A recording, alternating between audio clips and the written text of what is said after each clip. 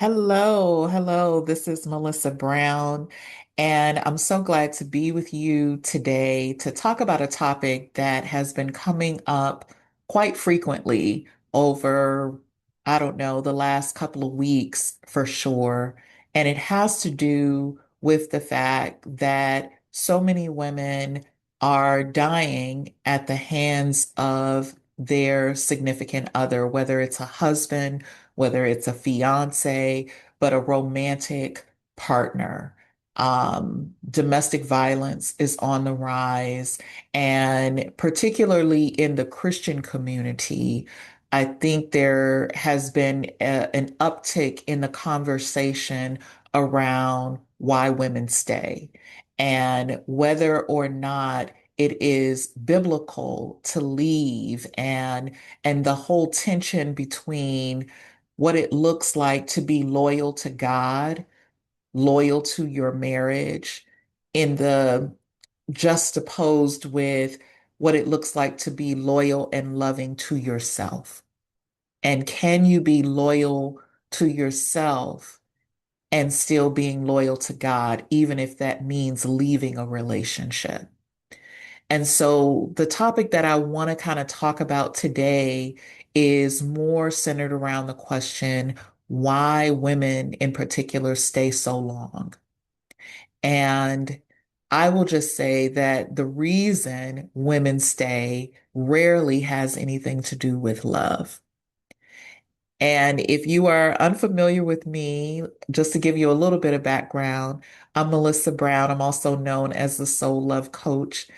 This year will be 30 years in the profession as a clinical social worker, as a therapist. I'm also a life coach, retreat host, author, and I'm an ordained minister.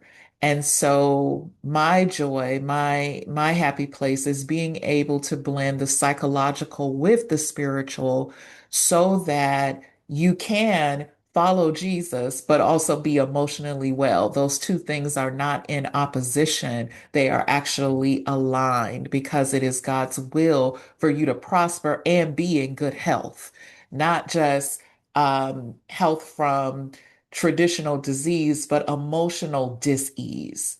And so I really want to kind of talk about this topic that has been coming up lately around why women stay. And one of the main reasons when I think about my own life, when I think about the many, many women that I have worked with who very often are very accomplished in their professional life, but find themselves in relationships that are very disjointed and well below what they expected a relationship to be and to look like when they look at their careers, when they look at what they have accomplished publicly, their private life leaves a lot to be desired. And so, one of the main reasons that people stay far longer than they need to stay is fear. And that fear is a word that comes up again very often. And so, I want to kind of be more specific than the fear of, oh, I'm afraid of being alone. Very often, it is not the fear of being alone, it is the fear of failure. Let me just say that again.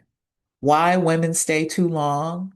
It is the fear of failure, particularly for the high achieving woman who has mastered accomplishment after accomplishment and is known for not failing at anything.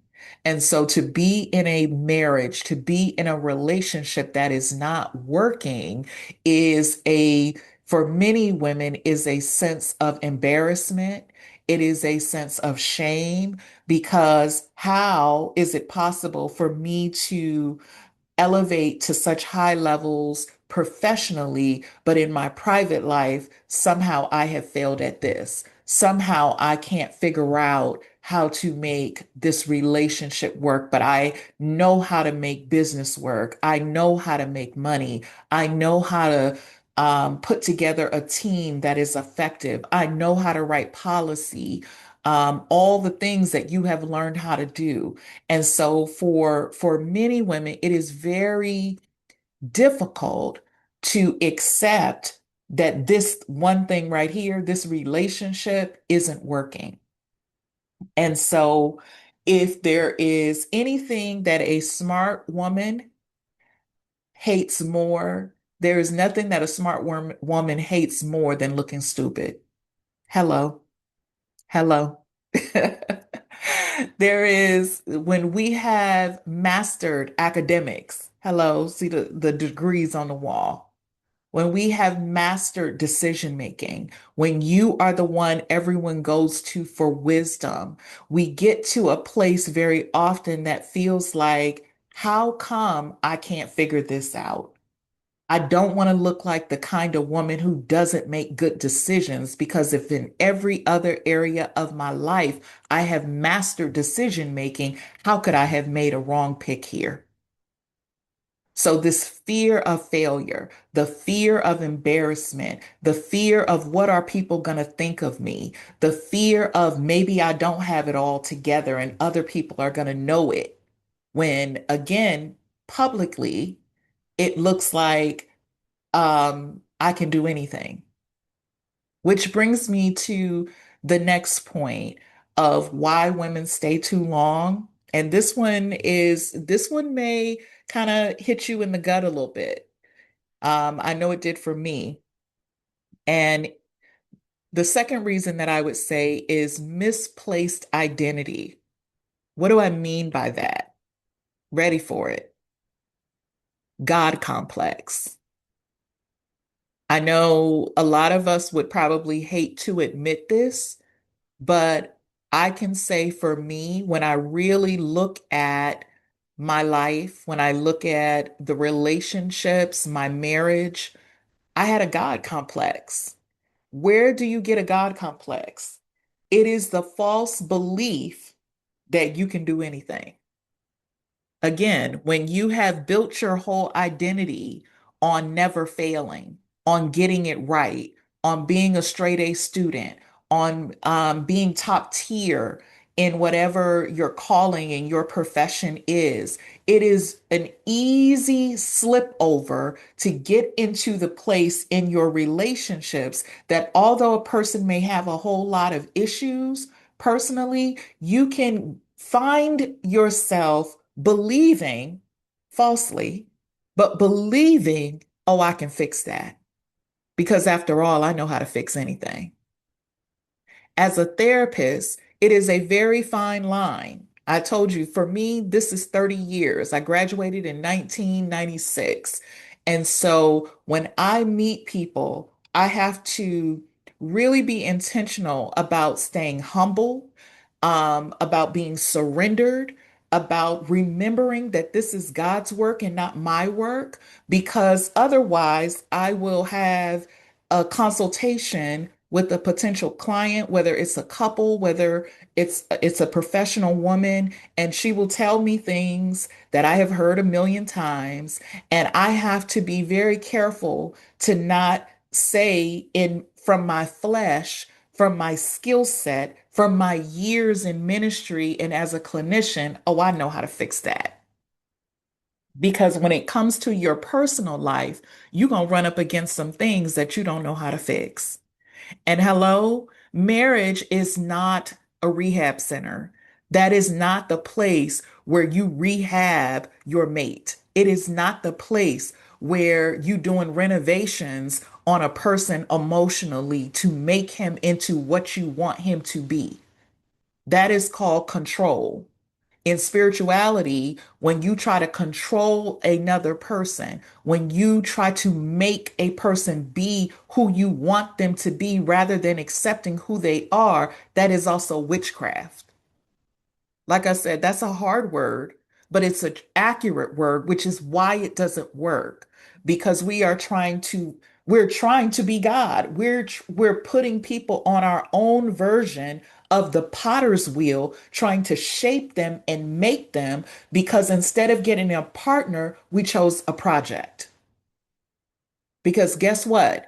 If your identity has been you solve problems, 9 times out of 10, you're going to choose a problematic partner, because we don't know how to be if we're not solving a problem, including our relationships, romantic partnerships, that you will choose someone who is prone to problems so you can have something to solve. That's a God complex. This is where Black girl magic gets us in trouble because it's this belief that I can do anything, I can fix anything, I can change anything, I can make anything be whatever I want it to be. And that's not how relationships work. You might be able to do that in the workplace.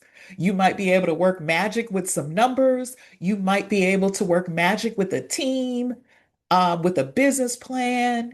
You may be able to pump out a paper in less than 2 hours that for other people it took them 2 weeks to do. But in your marriage, in your relationship, you don't have the power to fix what you didn't break. You don't have the power to put somebody together the way God put them together before they even got on the earth. You don't have the power for that. You're not God. And so many of us are exhausted because we don't know how to fail. We don't know how to surrender. And so we will keep on trying to be God. And what ends up happening is we keep on going in a downward spiral. And it's a very vicious cycle because we will feel like we're not doing something right, or maybe I need to work harder, or maybe I need to be better, when really what it is you need to turn it over because it was never yours to fix in the first place. Third reason why we stay too long, and it has nothing to do with love. Most of y'all, if you are familiar with me, then you know that my body of work is around healing your soul wound. And we are always drawn not to what you actually want, even though that's what we think. We are drawn and attracted to what we want, but you are literally unconsciously drawn to what the unhealed version of you believes she deserves. So if the unhealed version of you has a soul wound of rejection, you will be drawn to the familiarity of somebody who you are never good enough for, that you are constantly vying for their attention. And until you heal that area of rejection, until you heal and begin to shift your identity, you will be find yourself with people that you are constantly trying to prove yourself to. When you have the soul wound of abandonment, the familiarity of the wound of nobody being there, you will overly show up for them and abandon yourself. You will find yourself in relationships with people who are always somewhere else other than with you.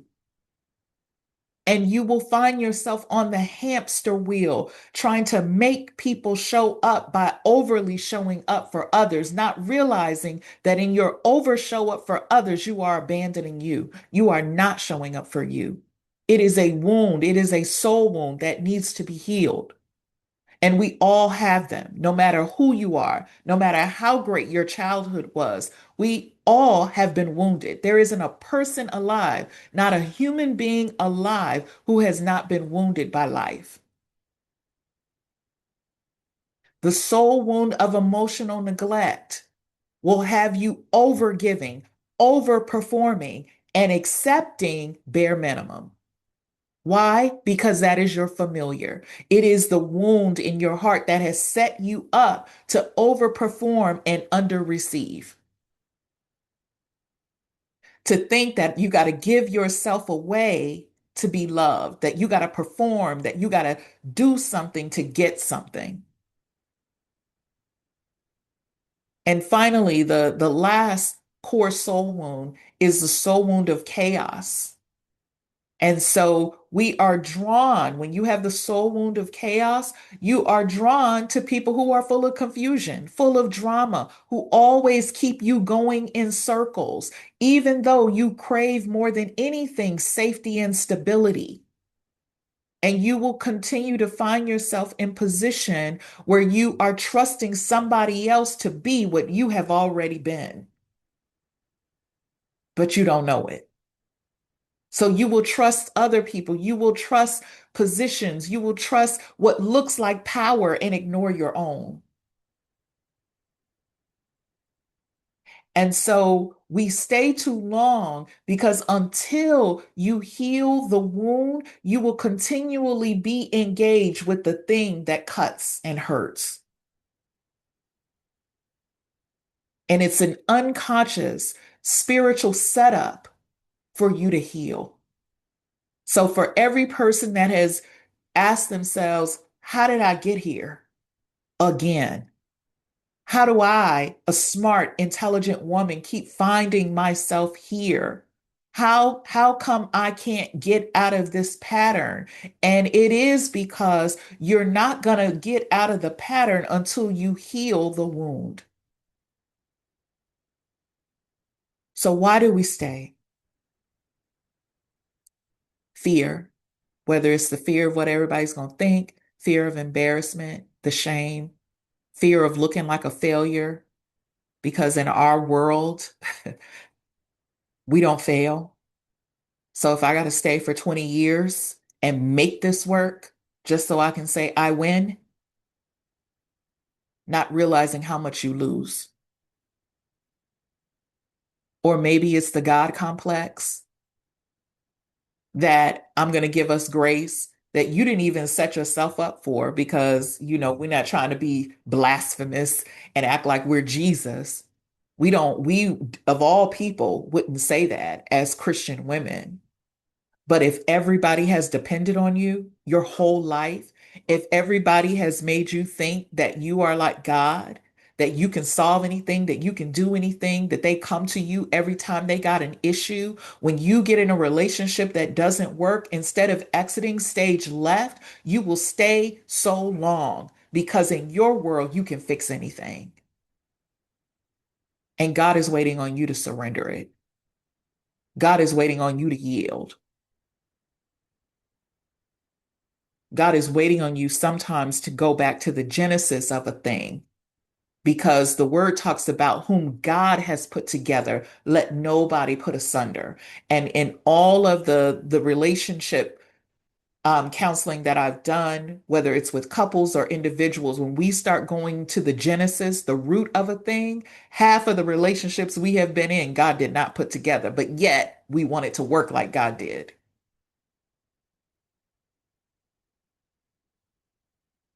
And so recognizing who you are, recognizing that God is sovereign, not you, and being willing, number three, to heal your soul wound so you can stop having to come back to the same well over and over and over again. So, for those of us who sometimes have all this judgment around, how come she didn't just leave? She should have left 10 years ago. She should have left the first time he cheated. She should have done. If you have never been in a relationship um, where you were trying to be faithful, where you are trying to honor the word of God, where you are trying to be a woman of integrity and long suffering and not just quit, um, it will be hard for you to understand the mentality of what helps a woman make a choice. And again, in a culture that we have been trained, conditioned to be loyal to a fault, to win at all cost, to love at all cost. I just want us to think about what's making you stay. And when it comes to fear, there is no deeper hurt, wound, embarrassment, not from other people, but that we feel when we have to look in the mirror with ourselves. And so sometimes our need to save face, we lose everything else. And so if that's you, I just want you to recognize that everybody has stuff. And what we are trying to protect in the name of what people might think of us, if you only knew what everybody else had going on behind closed doors, and if you would let go of your need to be God and change people and fix people and repair what you didn't break, recognizing that God has something more than you can even ask, think, or imagine, more than your mind can conceive, you as his daughter, that plot twists are allowed, pivots are allowed, joy is allowed. You living your life to the highest potential is allowed. Healing is allowed. So next month, I'm going to be doing a master class. I know some of you who've been with me for a while, y'all are used to emotional detox.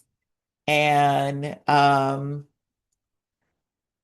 it's going to be somewhat of an emotional detox. And I think we're going to do it May the 18th. So we got a while. I'll be putting out links for that. It will be free for you to kind of join in. But if you can really relate to this message, I invite you to share this with a woman because, again, I was a woman who was suffering secretly and silently, who on the outside looked like I had it all together. I was helping other people.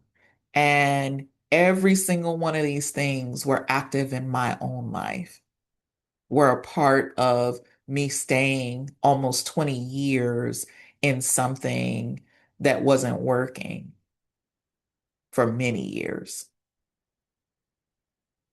And so I just want you to think about where you are and why you're making the decision that you are making or why you're not making the decision. And I want to give you permission to make a different choice, to choose life, to choose love, to choose you, especially if ain't nobody else choosing you. You have the power to do that. So be sure to like, be sure to share, leave your comments. I'd love to know your feedback on this because, like I said, right now, so many people are talking about what women ought to be doing inside of marriages and why they're staying so long and what they're tolerating and what you wouldn't tolerate. And be careful what you declare because you will be tested. um, but until next time. Blessings to you. See you later. And may you continue to live your absolute best life. Bye bye.